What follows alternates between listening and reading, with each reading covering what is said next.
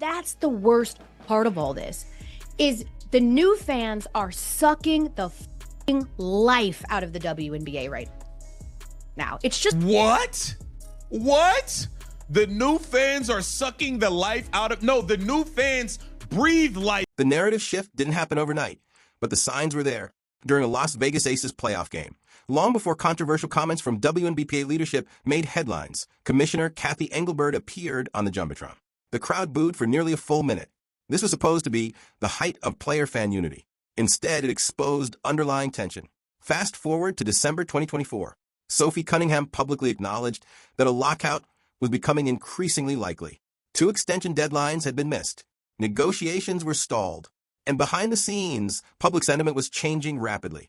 Social media sentiment analysis showed player support dropping from 78% in July to 41% by late December, a 37-point swing in just 5 months. That kind of shift doesn't happen without cause. Fans didn't suddenly side with billionaires. They became frustrated with the messaging, the tone, the dismissal of their role in the league's growth. Momentum doesn't disappear, it leaks. And once it does, it's hard to recover. It was dead damn near. What are you talking about? What are you talking about? What are you talking about, Elle Duncan? This energy has translated up through now. Nasty work. The truth. You are right. You are right, new fans. There has never been more viewership because of Caitlin Clark. There's never been more attention. They're doing 40 minutes on First Take about Caitlin Clark. They never did that before. Hey, and you know what? And you know what they're not doing now, Elle Duncan? They're not doing 40 minutes on the WNBA when Caitlin Clark... To understand why the current backlash matters, you have to start with the baseline facts, because the 2024 WNBA season was objectively historic. Attendance increased by 23% compared to 2023. The league's most-watched game drew 2.4 million viewers on ESPN. Merchandise sales tripled. Media coverage exploded. Caitlin Clark's rookie season alone generated more mainstream attention than the previous 5 WNBA seasons combined. ESPN's First Take devoted entire 40-minute segments to league storylines. National sports shows that had never discussed the WNBA were suddenly covering it daily. That surge created real leverage for the players' union entering CBA negotiations. And to their credit, the owners responded. The league's proposal included maximum salaries exceeding $1 million, average salaries near $500,000, and a revenue-sharing structure tied to league performance. Compared to the previous CBA's maximum salary of $241,000, this represented a dramatic and historic increase. On paper, this was a transformational shift, but negotiations aren't won on paper alone. They're won through framing, and this is where things began to unravel. Instead of presenting the offer as a meaningful step forward and pushing publicly for further progress, several voices within the players' union chose language that reframed the deal as disrespectful. The nuance disappeared. The progress was minimized, and the optics changed overnight. For fans who had just discovered the league, the message became confusing. They saw record growth, sold-out arenas, expanded coverage, and $1 million salary being discussed, only to be told that it was somehow an insult. That disconnect didn't happen because fans opposed higher pay. It happened because expectations were set without context.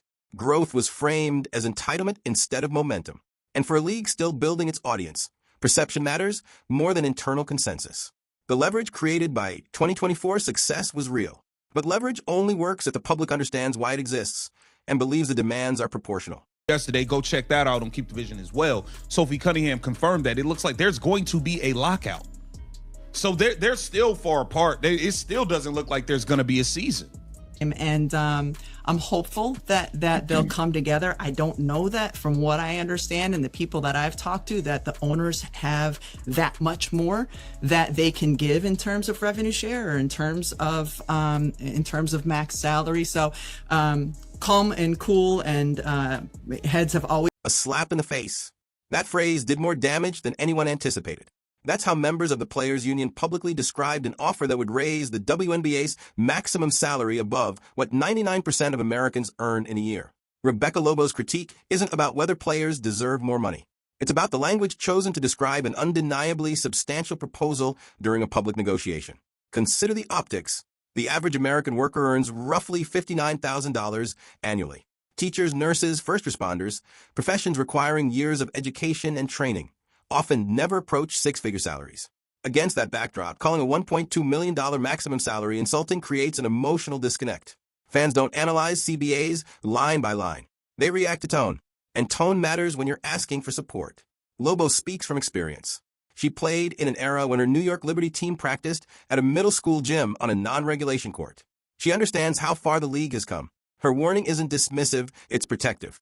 The concern is that players unintentionally shifted the narrative from fairness to grievance. Instead of highlighting progress while demanding more, the messaging suggested contempt for what many fans would consider life-changing money.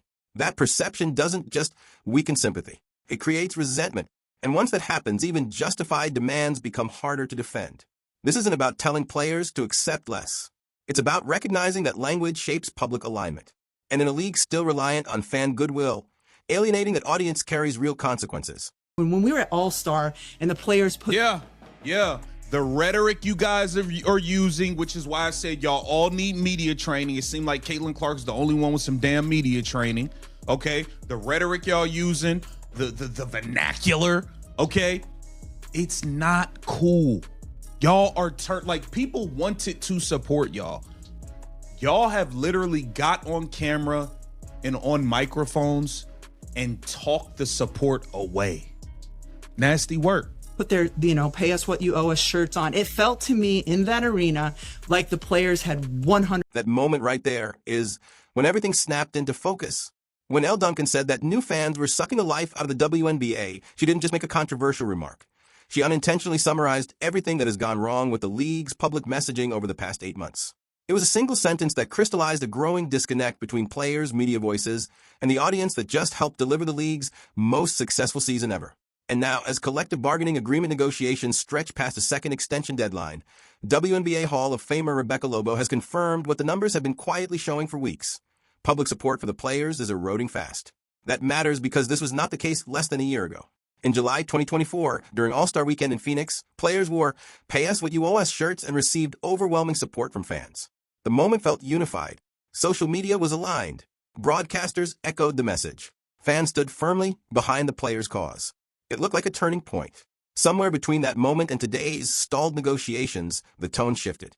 And according to Lobo, it wasn't ownership that changed the conversation. It was the messaging coming from a player's side and those speaking on their behalf. Lobo's concern isn't rooted in opposition to player compensation. It's rooted in perception. She understands something that often gets lost in negotiations. Labor battles are not just fought across bargaining tables. They are fought in a court of public opinion. And once that support weakens, leverage evaporates quickly. What makes the situation especially dangerous is timing. The WNBA is coming off unprecedented growth. New fans entered the ecosystem in massive numbers. Many of them were casual sports viewers, not longtime insiders. They were still forming opinions about the league, its stars, and its culture. And instead of being welcomed, many of them were subtly, and sometimes openly, told they didn't belong. That is how momentum stalls, not through bad faith negotiations, but through fractured messaging that turns allies into skeptics. Like they are the reason, okay? They're the Caitlin Clark is the real reason why everybody feel like they should be getting more money based on what Caitlin Clark has brought to this league. Let's get to Rebecca Lobo addressing these players and how they are turning fans off because they don't have media training. They're getting in front of cameras and saying ridiculous things. They are moving wacky, all of it. Let's get to it. Come on. To the CBA negotiation. Dun, dun, dun, dun. We're just going to talk about it a little bit. Obviously still ongoing. We talked about that earlier in our pod today. You actually were quoted. Elle Duncan's comment about new fans sucking the life out of the WNBA perfectly captured the underlying issue. This wasn't an offhand remark. It was a high-profile ESPN personality suggesting that the very audience responsible for historic growth was somehow harming the league. Those fans drove record ratings. They sold out arenas in Indiana. They created a season ticket waiting list for the first time in Fever history. And yet, they were framed as a problem. Monica McNutt doubled down, arguing that other storylines and joy were lost amid Caitlin Clark coverage. But here's the uncomfortable truth. Those previous storylines didn't generate mainstream attention. First Take didn't dedicate 40-minute segments to them. Colin Cowherd didn't build shows around them. National outlets didn't assign beat reporters. Interest followed relevance. The WNBA Finals averaged 1.119 million viewers in 2024, a strong number. But during the offseason, when Caitlin Clark wasn't playing, Unrivaled struggled to gain traction despite featuring elite veterans and heavy promotion. This reality doesn't diminish other players' talent. It highlights how fragile momentum can be when messaging turns inward instead of outward. And all of this happened before further controversial comments intensified the divide.